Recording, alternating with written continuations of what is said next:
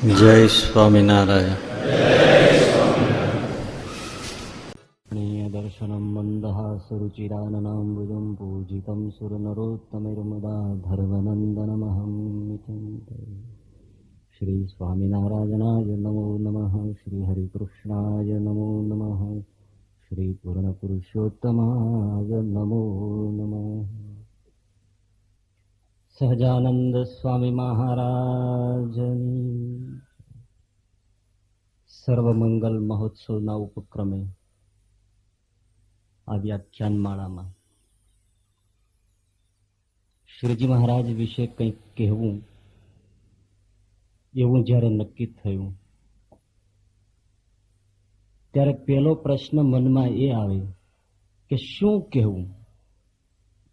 કારણ કે શ્રીજી મહારાજનું જીવન, એમના કાર્યો, એમના વિચારો, દર્શન, એમનું વ્યક્તિત્વ એટલું અપ્રતિમ, અજોડ, અસીમ, ગહન અને ગંભીર છે કે એમાં આપણી બુદ્ધિ ટૂંકી પડે. છતાંય સહજાનંદ સ્વામી એક સમાજ સુધારક, એ વિષય વિશે આપણે થોડી ચર્ચા કરવાની છે. જ્યારે અમુક જગ્યાએ એ નિર્દેશ થાય છે કે સહજાનંદ સ્વામી એક સમાજ સુધારક હતા, તો એ વિશે થોડી વાતો. સૃષ્ટિમાં બે પ્રકારના પ્રાણીઓ વસે છે. સમૂહમાં રહેનારા પ્રાણીઓ અને એકલા અટુલા રહેનારા પ્રાણીઓ. ગાય, ભેંસ, ઘોડા, હાથી, વાંદરા, ઘેટા, બકરા, આ તમને કોઈ દિવસ એકલ અટુલા નહીં મળે. એ હંમેશા ટોળામાં જ વસશે. સમૂહમાં વસનારા પ્રાણીઓ છે તો સામે સર્પ છે, વીછી છે, એવા જે પ્રાણીઓ છે એ ક્યારેય ટોળામાં નહીં મળે. એ એકલા અટુલા જ ફરેરા મારતા દેખાશે. તો બે પ્રકારના પ્રાણીઓ સૃષ્ટિમાં, સમૂહમાં વસનારા અને એકાંગી રહેનારા. તો માનવ એ એકલો અટુલો રહેનારું પ્રાણી નથી, એ સમાજમાં રહેનારું પ્રાણી છે. Main is a social animal, સામાજિક પ્રાણી છે. એ સમાજ બનાવશે જ. માનવ સમાજમાંથી પણ સમાજ બનાવશે. કચ્છી લેવા સમાજ, પટેલ, જાત જાતના સમાજો બનાવશે, કારણ કે એ સામાજિક પ્રાણી છે, એને ફાવશે જ. અને એક વસ્તુ એ પણ સમજી લો કે જો માણસ એકલો રહેતો હોત તો એના માટે કોઈ નીતિ, નિયમો, રિવાજ વિચારવાની જરૂર જ ન હોત. એકલાના માટે કોઈ બંધન વિચારવાની જરૂર નથી, કોઈ રિવાજ વિચારવાની જરૂર નથી. પણ સમૂહમાં પશુઓ પણ જો વસે તો અણલિખ્યા પણ એના સમાજમાં નિયમો આવી જ જતા હોય છે. સમાજ હોય ત્યાં નિયમો હોય, રિવાજ હોય. તો માનવ સમાજમાં જોવાનું એ છે કે સમૂહમાં જીવે છે. સમૂહમાં જીવે છે એટલે રીત રિવાજો આવે છે. હવે સમજવાની વસ્તુ એ છે કે એ રીત રિવાજો, નીતિઓ, ખ્યાલો, માન્યતાઓ જેટલા સાચા રસ્તે ગોઠવાય, સાચી રીતે ગોઠવાય, એટલો સમાજ સુખી થાય. અને જો એ ખોટા ખ્યાલોમાં અટવાઈ જાય, રીત રિવાજો ઉલટા બંધાઈ જાય, ખોટી માન્યતાઓમાં જો પ્રજા અથડાતી થઈ જાય, તો ડગલે ને પગલે એને દુઃખના કાંટા વાગવા સિવાય કંઈ ન મળે. કારણ કે સુખનો રસ્તો સુનિશ્ચિત છે. સુખનો રસ્તો નિશ્ચિત જ છે. એનાથી જેટલા આપણે ફંટાઈએ એટલા આપણના પગ છોલાવાના. માટે રીત રિવાજો સાચી રીતે ગોઠવાય તો સુખની વર્ષા થાય, નહીતર જીવતા જીવત માણસ નરકના જ દુઃખ ભોગવે. એટલે એક સમજીએ કે સમજથી જીવે એનું નામ સમાજ, સમજણથી જીવે તો સમાજ. હવે શ્રીજી મહારાજ જયારે ગુજરાતમાં આવ્યા ત્યારે 18મી સદીની આપણે વાત કરીએ છીએ. સારા એ ભારતની કે સારા એ વિશ્વની ચર્ચા ન કરીએ તો પણ ગુજરાતની તમે દુર્દશા જુઓ. કે જ્યાં એમણે પોતાનું કાર્યક્ષેત્ર વિસ્તાર્યું, માન્યું. તો 18મી સદીમાં ગુજરાતમાં 2 રાજસત્તાઓ હતી, પેશવા અને ગાયકવાડ. અમદાવાદમાં પેશવા શાસન ચલાવતી, વડોદરામાં ગાયકવાડ સત્તા હતી. આ બંને સત્તાઓ પ્રજાને ચૂસતી. વડોદરાથી બાબા દિવાન પોતાની ફૌજ લશ્કર લઈને નીકળી પડે, અનેક રાજ રજવાડાઓને ધમરોળે, એની સાથે યુદ્ધો થાય, ખંડણીને બહાને જેટલું લેવાય એટલું લે. મોટા રજવાડાઓ નાના રજવાડાને ચૂસે, એટલે નાના રજવાડાઓ છે પ્રજામાંથી ચૂસ્યા વગર ન રહી શકે, પ્રજાને બધી બાજુથી ચૂસાવાનું.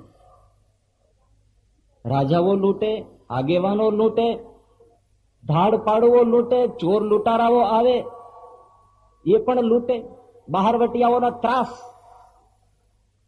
એક બાજુ બાબા વૈરાગ્યોની ફોજો ફરે, એનો ભયંકર ત્રાસ કે એનું વર્ણન સાંભળીએ તો આપણને કમકમા આવે. બાળકોનું અપહરણ કરી પોતાની જમાતને વધારવા માટે લઈ જાય, બેનો દીકરીઓને ઉઠાવી પોતાની સેવા માટે લઈ જાય, એમાં કોઈ જો વિરોધ કરે તેના ટુકડા કરી નાખે, આખા એના આખા ગામ સળગાવી દે, હાહાકાર મચાવે આ બાબા ફોજો. સ્ત્રીઓની વધારેમાં વધારે દુર્દશા. એક બાજુ અપહરણો થાય, બીજી બાજુ સ્ત્રીઓની સતી થવાની પ્રથા જીવતી સળગાવી દેવામાં આવે. બાળકીઓને દૂધ પીતી કરવાનો રિવાજ, વિધર્મીઓને પરણાવી દેવાના ખ્યાલો, કોઈને દાનમાં આપી દેવાના રિવાજો, વેચી નાખવાના પણ રિવાજો, અને કુટુંબમાં પણ મહિલાઓમાં ભૂત પ્રેતની શંકાથી મારી નાખવાના પણ બનાવો સતત બનતા.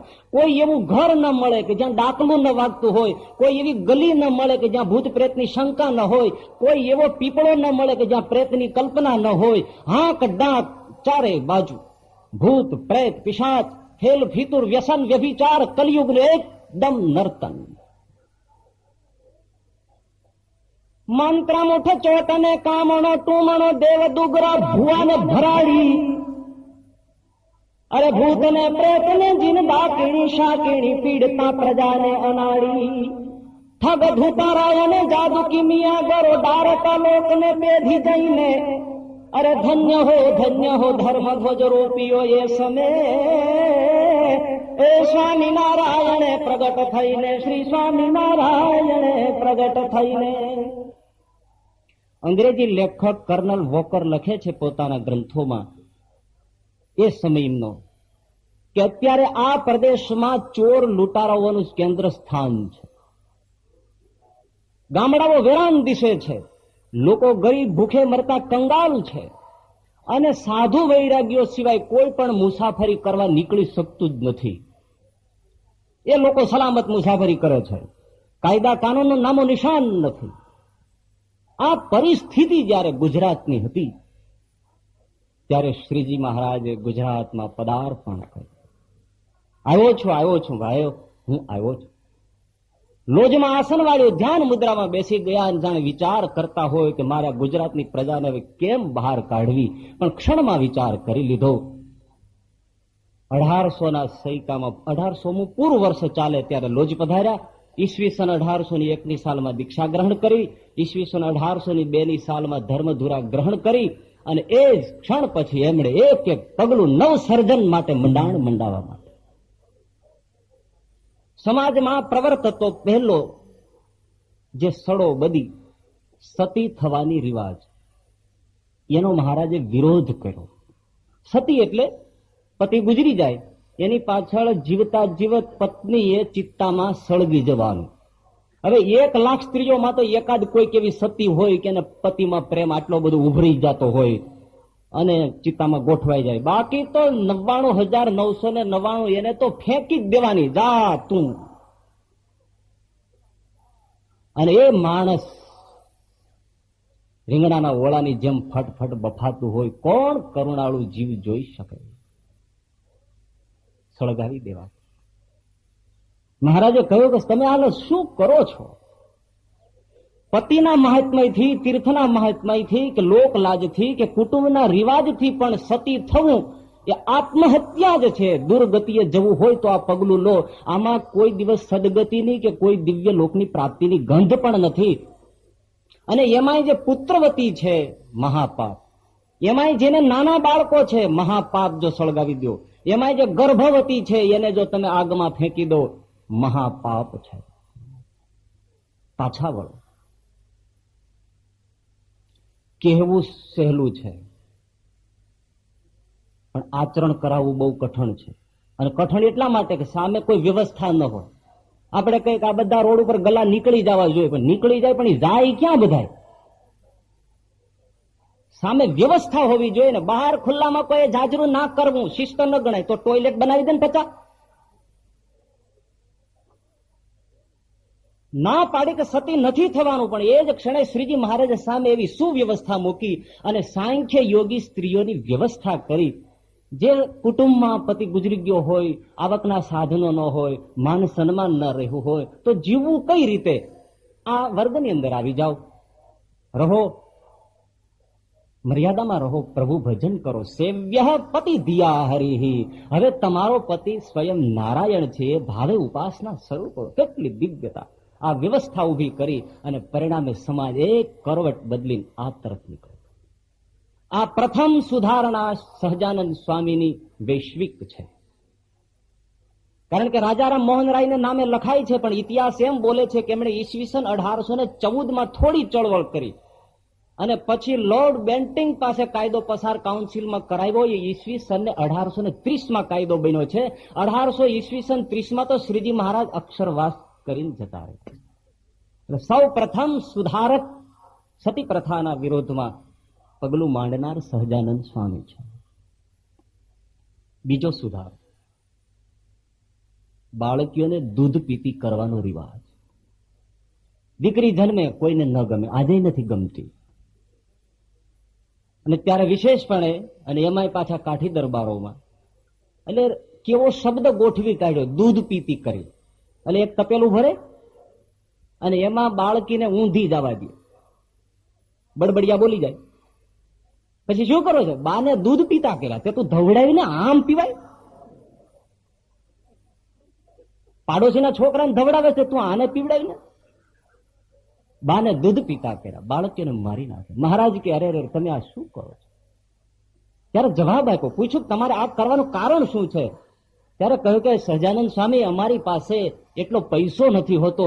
દાયજો, દફો, પેઠણ, કરિયાવર, એમાં એટલું બધું આપવું પડે છે કે એક દીકરીનો વરો ઉકેલતા ઉકેલતા અમારા ચામડા ઉતરી જાય છે. હવે આને અમે પિતા ન કરીએ, દૂધ પિતા ન કરીએ તો શું કરીએ? મહારાજ કે તમારી એટલો સવાલ છે ને, જાઓ, હું તમને કહું છું કે તમારે આર્થિક સંકળામણ છે ને, હું મારા ભક્તો પાસે જોડી લઈને ભીખ માંગવા નીકળીશ અને તમને પૈસો આપીશ, પણ તમે દીકરીઓને દૂધ પીતી બંધ કરો.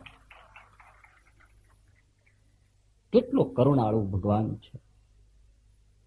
ઠીક, લોકોએ એમ કહ્યું તમે તો સાધુ છો, 2 પોતળી માંડ પહેરી છે ને પૈસો લાવશો ક્યાંથી? એટલું તમને આપશે કોણ? મહારાજ કે તમે મારા વચને એક વિશ્વાસ પેદા કરો, તમે બંધ કરો. અને છતાંય ન આવતું હોય મનમાં, તો હું એ કહું કે હું એવા કુટુંબમાં સંસ્કાર નિર્માણ કરીશ, હું એવા યુવકોમાં સંસ્કાર નિર્માણ કરીશ કે તમારો પ્રશ્ન આપોઆપ દરિયા પાર નીકળી જાય. વિશ્વાસ આવે. બાળકીઓ દૂધ પીતી બંધ થઈ. પણ આજે એ પણ કહેવું પડે કે કોઈ કુટુંબોમાં ભ્રૂણ હત્યાઓ થતી હોય તો શ્રીજી મહારાજને નથી ગમતું, તિલાંજલિ આપી દે. જેમ સતી થવાનો રિવાજ બંધ થઈ ગયો, પણ ઘણી ઘરમાં સ્ત્રીઓ સળગી મરે છે. અને એમાં તમે જોજો, સ્ત્રીઓનો દુશ્મન સ્ત્રીઓ જ છે, પુરુષો નથી. સ્ત્રીઓનો દુશ્મન સ્ત્રીઓ જ છે. એ વહુની પાછળ સાસુ જ પડી હોય અને પરિણામે મરે છે. તમારે સુધારો કરવો છે તો તમારી પેલે જે છે ને એમાં કરો. બધા ચોટલા વાળા જ હેરાન થાય છે. સ્ત્રીઓ એની બળી મરવાની આજે જે રીત રિવાજો નીકળી ગયા, પણ હત્યાઓના બનાવો બનતા રહે છે. સામાજિક સુધારો થવો જોઈએ, એને જીવવાનો અધિકાર છે. ભ્રૂણ હત્યા ન થવી જોઈએ. મહારાજે સમજાવ્યું લોકોને કે આમાં પણ તમે જુઓ, એક તો મરદ થઈને સ્ત્રી હત્યા કરો છો, અબળા ઉપર હાથ ઉઠાવો. બીજું બાળક, અબળા એમાંય બાળક, અને એમાંય મહાપાપ તો એ કે તમારું સ્વજન કુટુંબીજન છે એને તમે મારી નાખો. તમે કયા ભવે છૂટો? બાળકોને દૂધ પીતી કરવાનો રિવાજ બંધ થયો. ત્રીજી બાબત, સમાજમાંથી ત્રાસદાયક તત્વોને દૂર કર્યા. અસામાજિક તત્વો, ચોર, લૂંટારાઓ, ધાડપાડુઓ જે હતા, સતત પ્રજાને જે ધમરોળતા હતા. કાઠી દરબારોનો જમાનો ભાઈ, હાથમાં ભાલો લઈને નીકળ્યા, આમ હલાવતા, ઝુલાવતા, ડોલાવતા. સામે કોઈ બિચારો ભોળો ગભરું પટેલ ખેડૂત ચાલ્યો જતો હોય, ગજાક કરતો, એના સાથળમાં ભાલો આવી જાય, કાળી ચીસ નાખે. એટલે દરબાર ત્યારે એમ બોલે કે ભીણો ગોલકોના મારો ભાલો આંધળો છે, પણ ભીણે તું ક્યાં આંધળો છો? તલવારને ધાર કાઢે તો જોવા માટે બજારમાં નીકળે, કેવી ધાર નીકળી છે. બે પાંચ જણાને વેતરી નાખે, પછી ખડખડાટ હશે કે ના હવે ફૂલ ધાર નીકળી છે. ખેડૂત ખેતી કરતો હોય, માથું કાપી નાખે ને એના પગનું કઢામ કરીને હાથી જોડી દે, ઘરે મોકલી દે. આવા બધા ભયંકર તત્વો એકે એકને ખોળ્યા. શ્રીજી મહારાજે ઉપલેટાનો વેરો ભાઈ હોય તો એનો કાઢલો પકડ્યો, કમઢિયાનો કાયો સંધિ હોય તો એને પણ નજરથી પકડી લીધો, જોબન વડતાલાને પકડ્યો, શેરગઢનો મૂળજી લુહાણો પકડ્યો. આવો છોડો સમાજને સુખ આપો. અને કાઠી દરબારોને ત્યાં જ ધામા નાખ્યા, કાઠિયા ભગવાન કહેવાના. અને મોટું ખોરડું હોય, દરબાર હોય, એને ત્યાં ઉતારા થાય એટલે પછી લાજેસર મેં બીજા આવે જ. ત્રાસદાયક તત્વો ગુજરાતને કાયદા વગર, શસ્ત્ર વગર. શસ્ત્ર ને શાસ્ત્રમાં આટલો ફેર છે. શસ્ત્ર છે ને એ ડોકું કાપી નાખે, અને શાસ્ત્ર છે ને એ ડોકું બદલાવી આપે છે. આની અંદર જે ખોપડું છે ને સુધારી નાખે. શસ્ત્ર છે ડોકા કાપે, શાસ્ત્ર ડોકા બદલાવી આપે. શ્રીજી મહારાજે ડોકા કાપવાનું કામ ન કર્યું, પણ આ ખોપડીઓ ડોકા બદલાવાનું કામ કર્યું. વાલ્મીકી વાલિયામાંથી તો એક થયો સાંભળ્યો હશે, ગામડે ગામડે એક એક વાલ્મીકી પેદા કર્યો. આ સહજાનંદ સ્વામી છે. પેટલાદમાં કશિયાભાઈની કચેરીમાં જોબન વડતાલો ભગત થયા પછી બેઠો છે. હાથમાં માળા, કપાળમાં તિલક ચાંદલો, ગળામાં કંઠી, મુખમાં સ્વામિનારાયણ સ્વામિનારાયણ કરે. વડતાલ મંદિરનું કોઈ કામકાજ એટલે પેટલાદ આવ્યા હતા કશિયાભાઈને મળવા. એટલે કશિયાભાઈએ પ્રશ્ન કર્યો કે જોબન, મેં એવું સમાજમાં સાંભળ્યું છે કે સહજાનંદ સ્વામી તો ગધેડાની ગાય કરે છે, મારું એ ચમત્કાર સાચો? એટલે જોબને કહ્યું કે હા દરબાર સાચું. અરે ગધેડા ઉપર હાથ મૂકે ને ગાય થઈ જાય, હવાર 5 શેર દૂધ દોવા દે. લે, કશિયાભાઈ ને એવું કે ગધેડા ઉપર હાથ મૂકે એટલે ગાય થઈ જાય, અને પછી સવાર સાંજ બહુ ઘડું ભરીને દૂધ આપે. જોબન પગી કે દરબાર એવું નહીં, પણ તમે જુઓ આ ગધેડા જેવો જોબન આજે ગાય થઈને બેઠો છે. નહીતર કશિયાભાઈ તમને ખાલી કોઈ ઈશારો કરે, જોબન વડતાલો આવે છે ત્યાં તો તમારા પેટલાદને 7 થરો પહેરો લાગે અને લોખંડી દરવાજા બંધ થઈ જાય, અને તમારા અંદરના કમરામાં સૂતા હો તો પણ તમે થથરતા હો, આવ્યો આવ્યો આવ્યો થતું હોય. એ આ જ જોબન વડતાલો તમારી સામે ગભરું ગાય થઈને બેઠો છે બાપુ. બાકી હવાર હાંજ દૂધ દોવાઈ ગઈ એવી ગાયો નથી બનાવતો. થોરે કેળા ઉગાડી દીધા. ત્રાસદાયક તત્વો નાબૂદ થયા, સમાજ ઠરવા માટે. પછીની બાબત, સમાજમાં જે વહેમો, જંતર મંતર, કામણ ટુમણ, એને શ્રીજી મહારાજે નાબૂદ કર્યા. સતત પોતે ફરતા રહ્યા, સંતોને ફરતા રાખ્યા. બધે ન પહોંચે તો મહારાજની એક પદ્ધતિ બહુ સારી હતી. કાગળો લખાવી નાખે, અને કાગળો લખાવી અને ગામડે ગામડે એક એક વ્યક્તિ સુધી પહોંચાડે. તેમણે જે કાગળો લખ્યા હતા, શું લખતા? અનિર્દેશથી લિખાવીને તો સ્વામી શ્રી સાત સહજાનંદજી મહારાજના જય નારાયણ વાંચજો. બીજું લખવા કારણ એ છે, જે મનુષ્યને જેવું પોતાનું પ્રારબ્ધ હોય તેને અનુસારે તેના દેહને સુખ દુઃખ થાય છે તથા જન્મ મરણ થાય છે.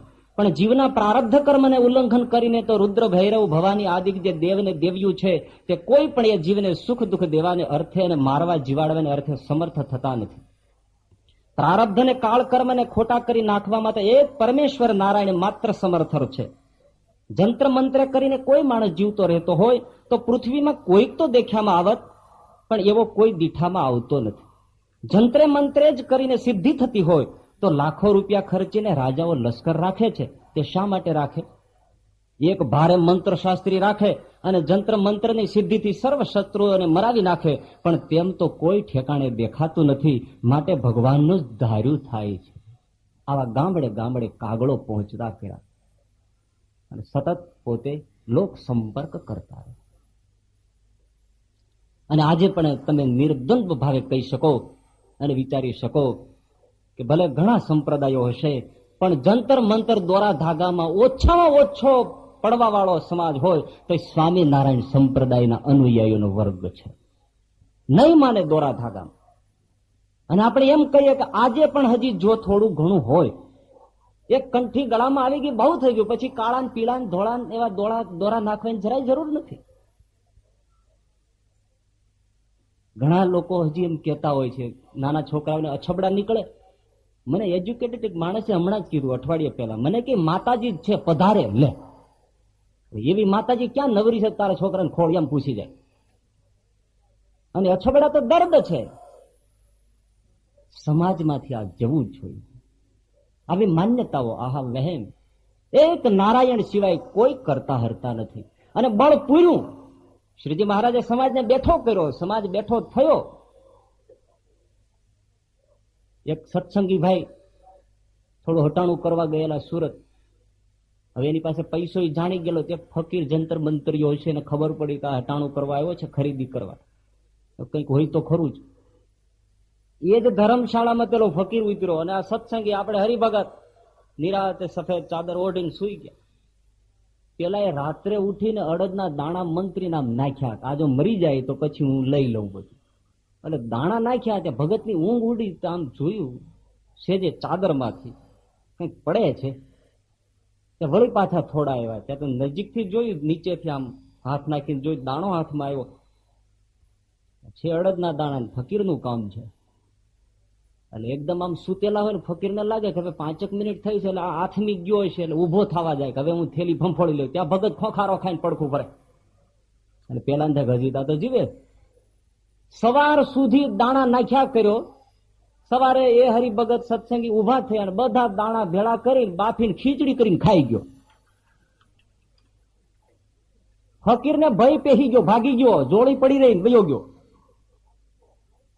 એક કુટુંબમાં છોકરો માંદો હતો, તાવ આવતો હોય તો સજે તાવ આવે એટલે ઘરના હશે એને જરા નિશ્ચય ઓછો, પણ આ એકદમ સહજાનંદી સુરવીર સૈનિક. એના ઘરના એને કે તમે આ છોકરાને તાવ ઉતરતો નથી, તમે આપણા બાબા પાસે જઈને ફકીર પાસે જઈને સાંઈ પાસેથી દોરો લેતા હોય તો તાવ ઉતરી જાય. હજી જો કોઈને આવી માનતા હોય, માન્યતા હોય તો કાઢી નાખજો, દોરો લઈ આવો. પેલો ભગત કે ના હોય દોરો સ્વામિનારાયણ સ્વામિનારાયણ કરો લે. પણ કે આ છોકરો 3 દાડાથી તાવમાં ધકે છે, તમે કહો છો નથી દોરો કરાવો, નથી દોરો કરાવો. તો કરાવી આવો તો તમને શું વાંધો છે? બહુ લપ કરી અને પછી ગયા. હરિભગત દોરો કરાવવા ઉપડ્યા, પણ સાઈની પાસે ફકીરની પાસે ન ગયા, પણ થોડે દૂર જઈને પોતાની ચોયણીની નાડીમાંથી દોરા કાઢીને વણીને લેતો આવ્યો.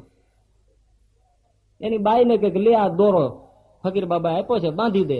અને ખરેખર દોરો બાંધ્યો. હવે તો અમે તાવ 3-4 દિવસ તો ભાઈ રહેતા હોય, એ અત્યારના થોડા કઈ મેલેરિયા જેરી ફાલ્સીપેરમ છે કે ખળ મૂકે નહીં. દોરો બાંધ્યો, થોડો સમય થયો, તાવ ઉતરી ગયો. એટલે બાઈ હતા એ ઘરના હરખ પદુડા થઈ ગયા. લ્યો જોવો છે, વયો ગયો ને તાવ, દોરો બાંધ્યો, જાવું નથી જાવું નથી. વયો ગયો તાવ? હા વયો ગયો. તો કે હકીકત સાચી કહું, આ સાઈનો દોરો નથી, મારી ચોયણીનો છે. મને તો વિચાર આવે એ હરિભગતની નિષ્ઠા કેવી, જેના ચોયણીના દોરા તાવ ભગાડી દે.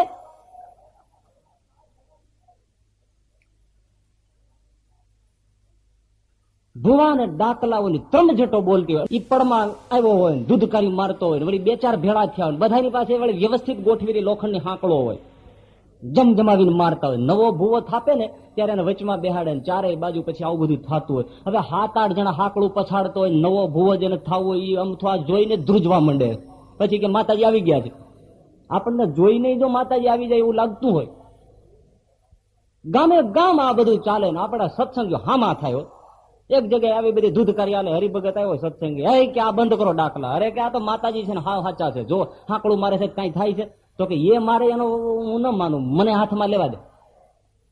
અને એને જુડો લીધો ભાઈ. અને ઓલા લોકોની ખરેખર ટેકનિક હોય છે, પણ આપણે સમજતા નથી. એ આખો પૂળો ઉપાડે ને, એ આમ આખો ઊંચો કરી આમ ખડકી દે, ખભા ઉપર ખડકાઈ જાય.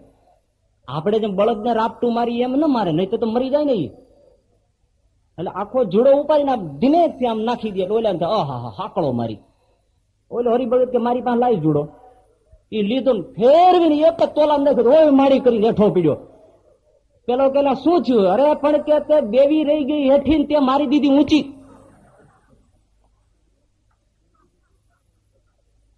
દેવી હેઠી ઊંચી ની રેવા દે, આ ધંધો છોડી દે તું. ભલે આપણે એમાં માનીએ નહીં, પણ તમને ક્યાંય ભૂવા ધૂણતા હોય તો જોવા જાયજો, મજા બહુ આવશે, બહુ મજા આવે. મેં નાનપણમાં જોયા છે એટલે કહું છું. હવે મારે જવું છે પણ મને કોઈ જવા દેતા નથી. એમાંય બાબરિયાવાડનો પ્રદેશ, રાઘવાનંદ સ્વામી મહારાજે એક એક એવા સાધુઓને જેને લાગ આવે ને જેવી શક્તિ એવા પ્રદેશો વેચી દીધેલા. જાઓ ફરો. બાબરિયાવાડનો વિશેષ અંધશ્રદ્ધાળુ વહેમીન જંતર મંત્રીઓ ડાકલીઓ રાઘવાનંદ સ્વામી એમાં ફરે. નહીતર તો એ પ્રદેશ બહુ પેલો. જોકે અમેરિકા વિદેશ જાય છે તો ત્યાંય જયારે જયારે ભૂવા ધૂણતા દેખાય છે. ન્યૂ જર્સીમાં ભૂવો ધૂણે. એ બધા ભારતીયો. આ દેશનું તમે કયો છો સંસ્કૃતિ, પણ વિચાર કરવો પડે. મારા આ છે કયા માટીના ખબર નહીં પડતી. લો એ જેદી તેદી રીગન ને વળગે, કિલ્ટન ને વળગે કરે કઈ.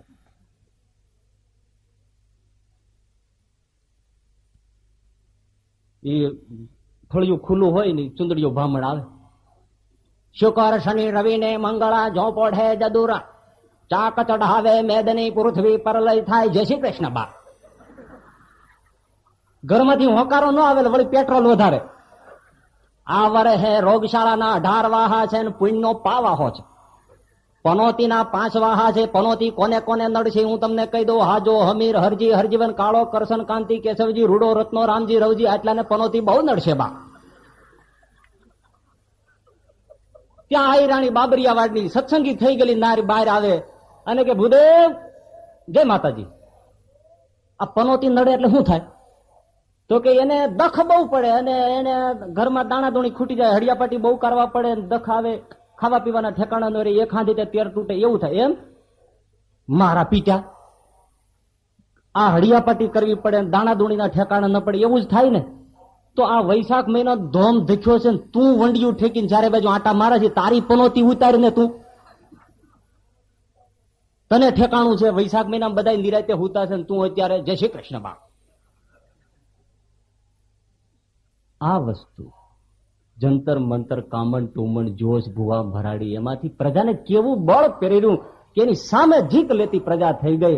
અને યાદ રાખજો કે આજે તમે સત્સંગી થયા પછી પણ જો આવી બાબતોમાં ફસાતા હોય, ચૂલા ઠારવા, શીતળા સાતમ, આ તે, તો મહારાજે કહ્યું છે જેને જંતર મંતરમાં પ્રતીતિ આવે એ સત્સંગી નથી, એ તો વિમુખ છે. અને વિમુખનું મોઢું જોવામાં પાપ લાગે ભાઈઓ. કાઢી નાખ્યું. ત્યાર પછીની સુંદર સુધારણા, પર્વોની સુધારણા. સામાજિક પર્વો, હોળી, ધૂળેટી, દિવાળી, લગ્ન, આ બધા પર્વો છે.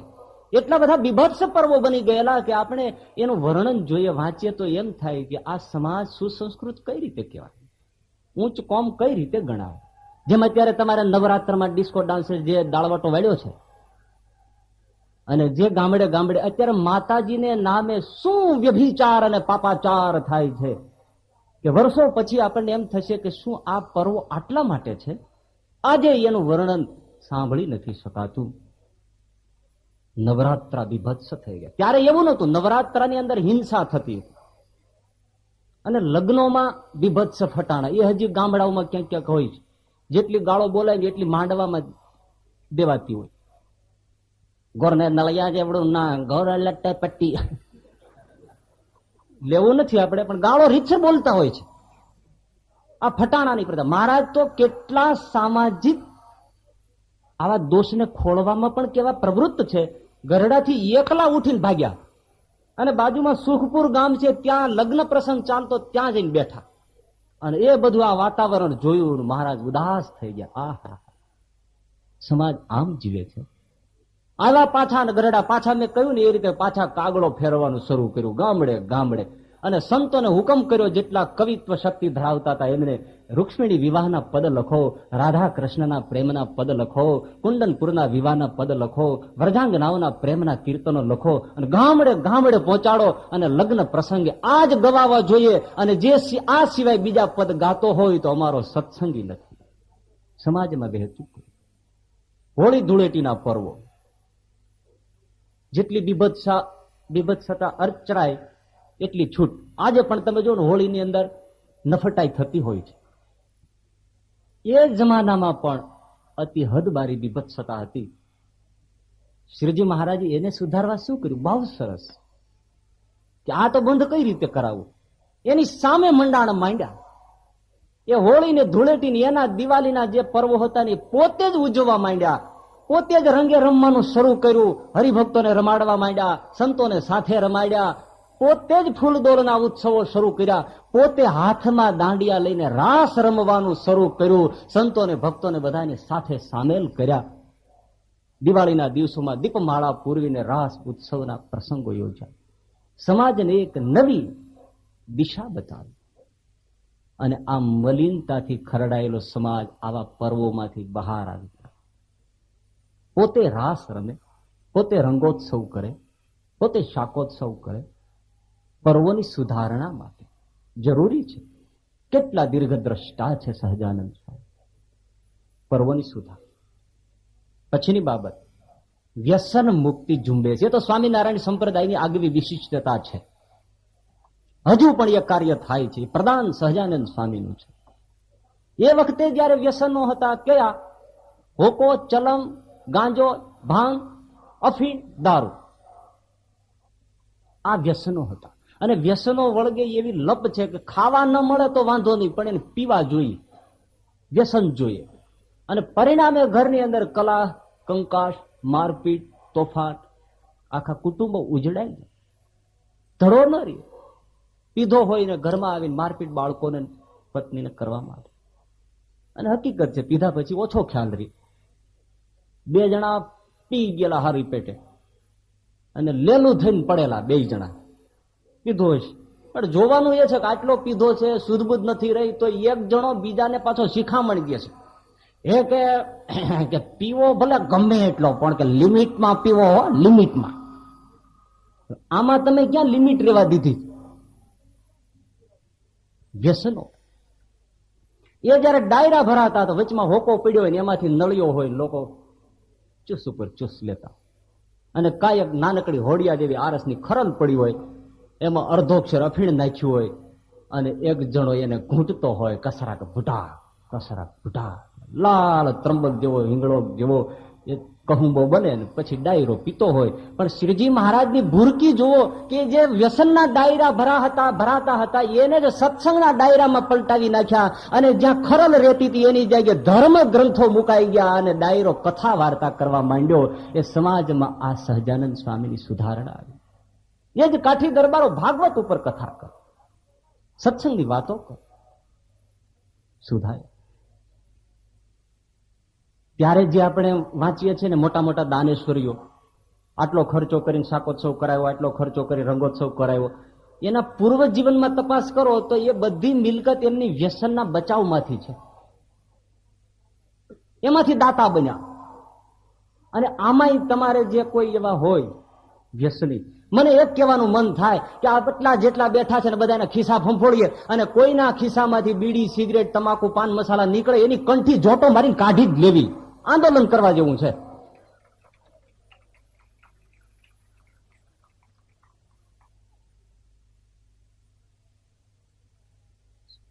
વ્યસન કુસંગીના ફેલમાં સત્સંગીના રોટલા. આ સૂત્ર સહજાનંદ સ્વામીએ સાક્ષાત કરી બતાવ્યું. બિશપ હેઈબર નડિયાદમાં પાદરીને મળવા માટે જયારે મહારાજ આવ્યા ત્યારે એમની સાથે જે કાઠી દરબારો હતા, હથિયાર બંધ ફોજની જેમ એમની સાથે હતા. અને વાત સાચી છે, દરબાર હોય ને તલવાર વગરનો હોય એ બને નહીં એ જમાનામાં. અત્યારે તો ખબર નથી પડતી કે આ, અને પેલાથી દરબાર એટલે એની સાથે હથિયાર હોય જ, એ વગર એનો હાથ ખાલી ન હોય. એ ફોજની જેમ આવ્યા અને એમની શિસ્તતા, શ્રીજીના વિશેનો ભાવ, પ્રેમ, આ બધું જોયું. બિશપ હેઈબરે સહજાનંદ સ્વામીને પૂછ્યું કે મહારાજ, આ જે સૈનિકો છે આટલા બધા તમારા આજ્ઞાંકિત, એને પગાર શું આપો છો? ત્યારે મહારાજે કહ્યું કે એમને જ પૂછો. ત્યારે પૂછ્યું તમને પગાર શું આપે છે? ત્યારે કોઈ કે મને 1000, કોઈ કે 2000, કોઈ કે 3000, કોઈ કે 4000, 5000 એ વખતના. પેલાને એમ થયું બિશપ હેઈબરને કે આટલો બધો પૈસો તમે કઈ રીતે આપો છો? મહારાજ એ પણ એમને પૂછો. અને જ્યારે એ દરબારોને પૂછ્યું કે આ પૈસો અમે પેલા વ્યસનમાં ઉડાવી દેતા હતા, પણ જ્યારે શ્રીજી મહારાજ મળ્યા, આ પ્રભુ મળ્યા, ત્યાર પછી અમારો એ વ્યસનનો પૈસો બચ્યો, અને એ બચ્યો એ જ અમારે મન પગાર છે. આ ખરેખર સત્સંગ આપે છે. કુસંગીના ખેલમાં સત્સંગીના રોટલા, વ્યસન મુક્તિ. પણ આજે આપણને લાગે કે હવે વ્યસન છોડાવવા છે. વાત સાચું છે, પણ ઘણી વાર તો સાધુઓ જ વ્યસન કરતા હોય, એ તમારા દી રૂડા શું વાળે. એટલા માટે નિર્વ્યસની સમાજ નિર્માણ કરવામાં સમજ દાખવવી જરૂરી છે. અને વાત અત્યારે જેટલી તમાકુમાં જમીન રોકાય છે ને, એટલી જ જો ઘઉં બાજરો વાવવામાં રોકાય ને તો કોઈ ભૂખ્યો ન મરે. આ બધાને ચૂંટણીમાં વચન ન આપવા પડે, 1.5 રૂપિયા કિલો દેશું, 2 રૂપિયા દેશું, માથાકૂટ વહી જાય. નિર્વ્યસની સમાજ, વ્યસન મુક્તિની ઝુંબેશ. ત્યાર પછીનું મહત્વનું પગલું શ્રીજી મહારાજનું, એને નીચલા વર્ગને સાથે લીધો, બેઠો કર્યો. તરછોડાયેલી હિજરાયેલી પ્રજા, આવા આદિવાસી કોમ જેવા હતા, એને પણ મહારાજે સાથે લીધા. નહીતર એ જે સમય હતો કે હરિજન ક્યાંય થૂકી ન શકે, એને થૂકવું હોય તો ભેળી એને માટીની હાંડલી રાખવી પડે. બજારમાં ચાલતો હોય તેના પગલા ન રહેવા જોઈએ, એટલા માટે પાછળ ફરજિયાત તેને ઝાંખરા બાંધવા પડે. એનો કોઈ લોકો પડછાયો ન લે. એ કલ્પના કરો, એ સમાજમાં શ્રીજી મહારાજ પાસે ગયા, કેટલું ક્રાંતિકારી પગલું, કેટલી વિશાળ ઉદારતા, અસીમ દરિયા જેવો પ્રભુ. એ લીંબલીના સગ્રામને ઘેર જાય, સગ્રામ વાઘરી જાય એટલું નહીં, એને ત્યાં રાત રોકાય એટલું નહીં, એના મેલા ગંદા કપડા પહેરેને ઓઢે. આથી બીજો ઉદાર કોણ હોય? સગરામાને ત્યાં ધામા નાખે. આજે તમારે એક દિવસ કપડું પહેર્યું હોય ને તો સાંજે કોઈને આપો ને તો હું ઘીને મૂકી દે, પરસેવો ગંધાતો. હવે પેલા ને તો ધોવાનો વખત નો ધોતાય ન હોય, બસ એ પહેરીને ફાટી જાય ત્યારે ફેંકી દેવાનું. એવાને ઘેર સહજાનંદ સ્વામી ગયા છે. વિચારીએ કેટલું મૂલ્ય છે. જયારે આજે બહુ વિચારણાના જયારે પ્રસંગો ચાલે છે ને, ત્યારે એ સદીમાં એમણે શું કામ કર્યું છે સહજાનંદ સ્વામી. લોયામાં બેઠા હતા, બાઈઓ ભાઈઓની સભા હતી, બાઈઓ બાઈની રીતે બેઠા હતા.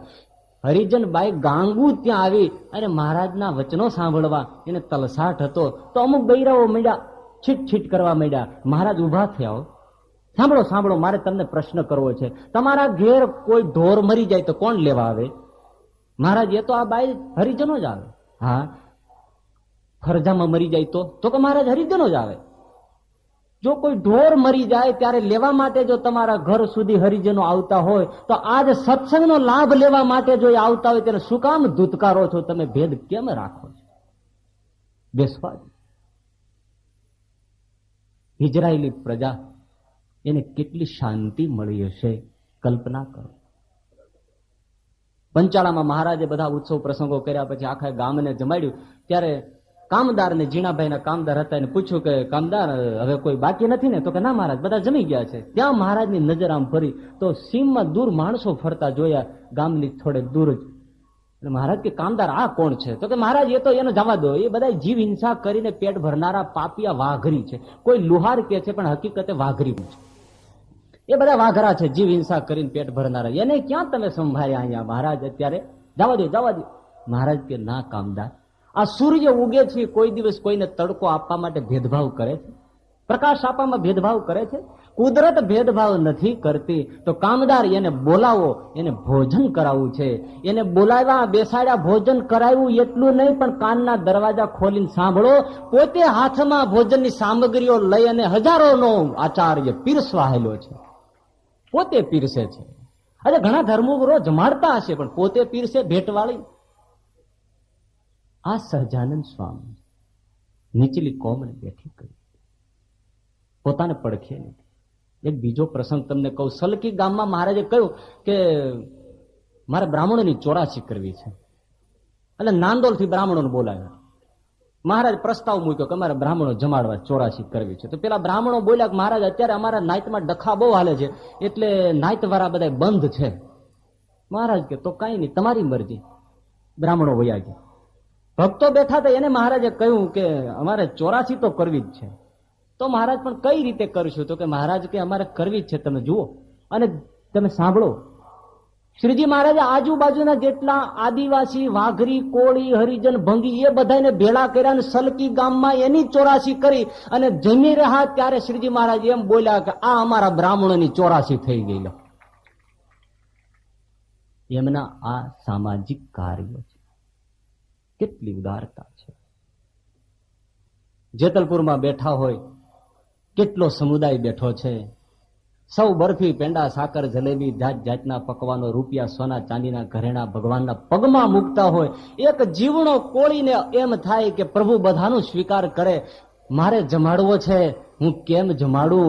આહા, અદભુત પ્રસંગ. પોતાના એક પછેડીના ધોતિયાના છેડામાં એક રોટલો જુવારનો બાંધીને જીવણો કોળી લેતો આવ્યો. પણ જ્યાં આવી ભેટ સોગાદો મુકાતી હોય, અગ્રેસર આવા મોટા હરિભક્તો બેઠા હોય, એમાં જીવણો કોળી આ રોટલો મહારાજને કેમ જમાડે? કેમ કહે કે તમે મારું જમો? દૂર ઉભો ઉભો લાકડીને ટેકે બધું જોયા કરે છે. પણ મહારાજની ચકોર નજર. એમણે કીધું પેલા ને આવવા દે. બધાએ રસ્તો કર્યો. જેવો જીવણો કોળી નજીક આવ્યો, પગે લાગ્યો, આંખમાં દળદળ આંસુ જાય. આવી પાસે બોલાવો તો હા થાય ને. પગે લાગીને જેવો જવા ગયો.